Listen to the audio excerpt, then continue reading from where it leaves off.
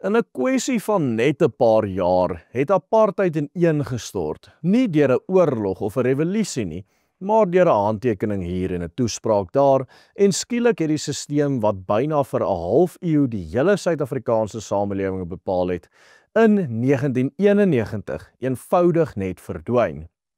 Die man wat primêr hiervoor verantwoordelik was F.W. de Klerk, wat teen die einde van 1989 as Suid-Afrika se laaste blanke staatspresident verkies is.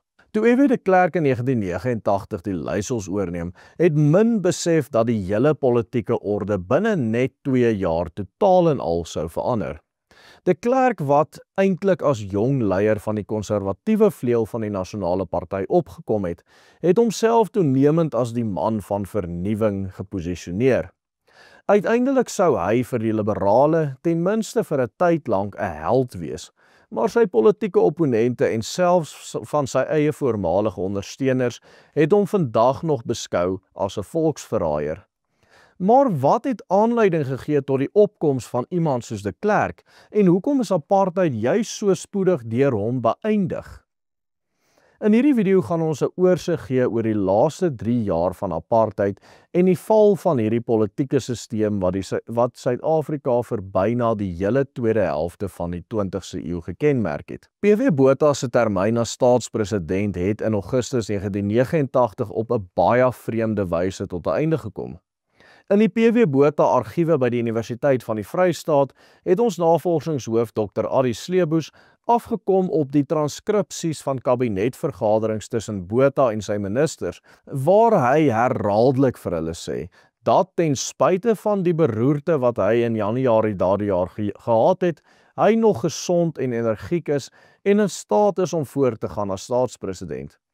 Nogtans het sy kabinet daarop aangedring dat hy uittreë, met veral 2 ministers wat hierin die leiding geneem het. Die minister van Hoër Onderwys, Piet Koornhof, en die minister van Nasionale Onderwys en die nuwe leier van die MP in Transvaal, F.W. de Klerk. Deur hul volgehoue druk het hulle uiteindelik vir P.W. Botha gekry om in Augustus 1989 te bedank. De Klerk was op daardie stadium reeds deur die Federale Raad van die Nasionale Party as die nuwe leier aangewys, en in die verkiesing van 6 September 1989 het die Nasionale Party weer 48% van die stemme op hom verenig, 'n daling vanaf 53% in die vorige verkiesing. Omdat hulle egter steeds die meerderheid setels gehad het, kon die NP steeds met 'n absolute meerderheid regeer. Die konservatiewe party van Dr. Andre Streernig het toegegroei vanaf 27% na net meer as 31% van die stemme. En die Demokratiese Party, die opvolger van die Progressiewe Party en die voorganger van die Demokratiese Alliansie of DA soos ons dit vandag ken, het presies 20% van die stem verwerf. Die meeste ooit in hulle geskiedenis tot op daardie stadium. Wat min mense besef is dat van al die partye dit juis hulle was wat op daardie stadium eintlik die vinnigste van almal onder blanke kiesers gegroei het, en dit was duidelik dat die liberalisme ook in Suid-Afrika besig was om beduidend veld te wen. Hierdie sou ook die laaste algemene verkiesing in Suid-Afrika se geskiedenis wees onder apartheid. Die volgende verkiesing wat gehou sou word was in April 1994, toe die ANC aan bewind gekom het in hierdie land. Gedurende die eerste 2 jaar van de Klerk se termyn sou hy egter apartheid reeds heeltemal afgeskaf het. En dit het baie skielik gebeur.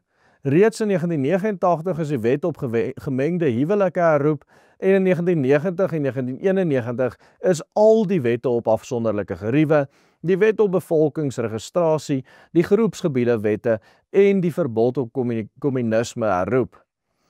Teen die einde van 1991 was apartheid vir alle wetlike doeleindes reeds heeltemal beëindig. Daar was nie een apartheidswet oor nie. Nelson Mandela is ook in Februarie 1990 deur F.W. de Klerk vrygelaat. After 27 years, his head was high and his fist was clenched. Nelson Mandela walked out of Victor Verster prison today like a chief of state, flanked by his first lady and by the men who'd been hired to protect him. There they were, the South African State Police, providing security for the man who'd once been the most wanted man in Africa.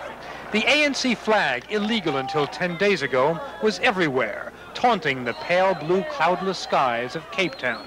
Hundreds of thousands had come to town, a throbbing crowd in the relentless sun. They turned the central square called Grand Parade into a dance floor, and they waited. They draped the ANC banner over the mayor's balcony of City Hall, another picture for the books of this decade of disbelief. Then the dance turned into a stampede. Demonstrators overran the press stands. There was looting, there was vandalism. Met die afskaffing van apartheid in 1991 was daar nou 'n ruimte vir 'n nuwe orde, 'n nuwe grondwet. De Klerk het gevolglik 'n referendum uitgeroep waarin blanke kiesers op die volgende vraag moes antwoord: Steun u die voortsetting van die hervormingsproses wat deur die staatspresident ingelei is om 'n nuwe grondwetlike bestel deur onderhandelinge tot stand te bring? Die Nasionale Party en die Progressiewe Party het die veldtog vir die ja-stem gelei. Tussen die twee partye het hulle amper 70% van die stem met die vorige verkiesing op hulle verenig.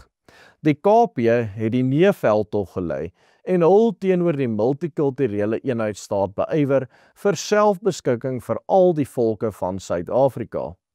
Hulle het in die vorige verkiesing met net meer as 30% van die stem op hulle verenig. Hulle is dan ook in hierdie veldtog ondersteun deur die AWB en die HNP. Dit sou ook gedurende hierdie veldtog wees wat die idee van 'n volksstaat of 'n nuwe boererepubliek vir die eerste keer in dekades weer werklik onder ons mense sou posvat. Die uitslag van die referendum wat gehou is op 17 Maart 1992 was 68% ja en 31% nee. Dit het apartheid sy finale nekslag toegedien. In elke enkele stad in hierdie land, met die uitsondering van Pietersburg, het die meerderheid van blankes ja gestem vir 'n nuwe bedeling, die bedeling waarin ons vandag leef. In die kusstede van Natal en die Kaap het die ja-stem met meer as 80% gewen, maar in Bloemfontein, Kimberley, Kroonstad, Rodepoort en Pretoria was die uitslag baie naby, met die nee-stem wat meer as 40% was in elkeen van hierdie distrikte of stede. Die referendum het een ding beteken: apartheid was nou nie net wetlik verby nie, maar ook in die mense se harte verby. En die land het in 1993 'n splinternuwe grondwet aanvaar, gebaseer op liberale demokratiese beginsels, sekulêre beginsels, wat die grondslag gelê het vir die ANC se verkiesingsoorwinning in 1994. Maar wat wel interessant is dat selfs die man wat apartheid beëindig het, selfs jare later bely het, dat hy nie sien hoe iemand 'n probleem kan hê met die politieke ideale wat daartoe aanleiding gegee het nie. He once called you a man of integrity, and then he took that back.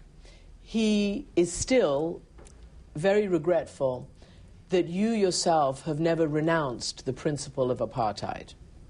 And many, for instance, on the Truth and Reconciliation Commission, those who led it, regret that you did not take or seek amnesty, that you didn't take responsibility for what your party did.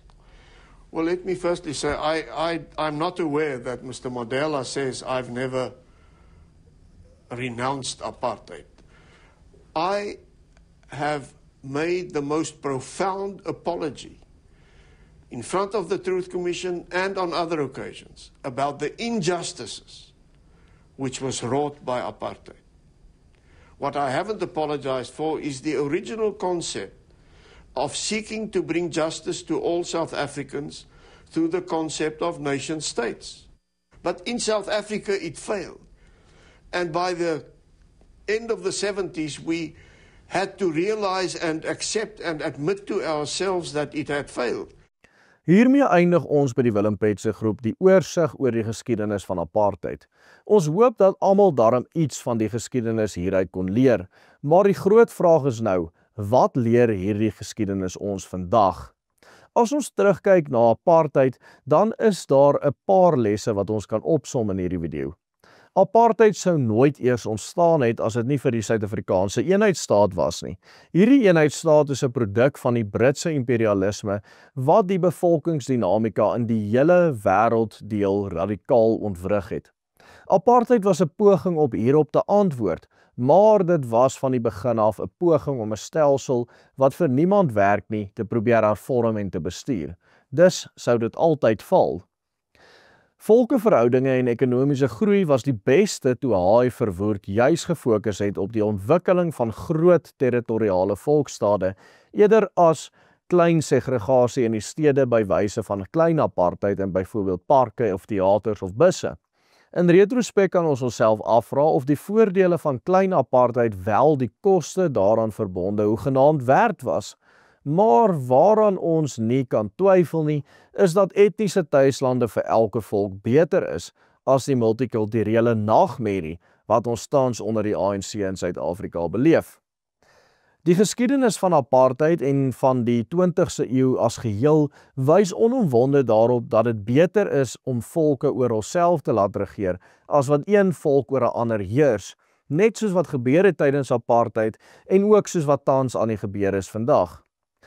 Die KP onder Dr. Andries Streernich het die regte idees gehad en belangrike weerstand gebied, maar die belangrikheid van selfbeskikking het ongelukkig heeltemal te laat tot die meeste KP-stemmers en meer konservatiewe NP-stemmers deurgedring.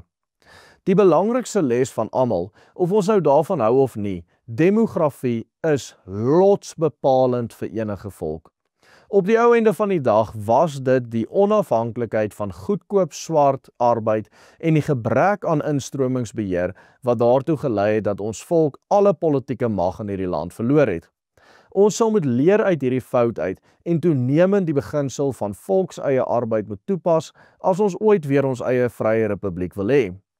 Omdat instromingsbeheer nie toegepas is in die 80s nie, was die skrif eintlik reeds voor die koms van F.W. de Klerk aan die muur en die 1992 referendum.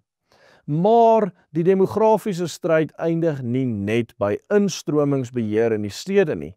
Ons sal groter gesinne, meer kinders moet hê, as om net op die langtermyn 'n volhoubare ekonomie op volkseie arbeid te wil bou. En hierdie is 'n wesenlike voorvereiste vir vryheid. Op die ou einde van die dag het ons die mag verloor omdat die swart mense meer kinders gehad het as ons. Dis eintlik so eenvoudig soos dit. Indien jy nog nie die vorige video's in hierdie reeks gekyk het nie, moedig ek u aan om dit asseblief te doen.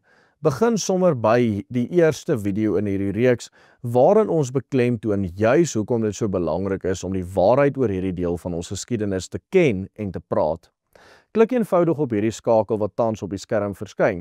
En onthou asseblief om 'n betalende lid van die Willem Petzer groep te word. Sonder u hulp en ondersteuning kan ons nie mense se harte verander deur hierdie video's te maak nie. Totsiens en God seën elkeen van u.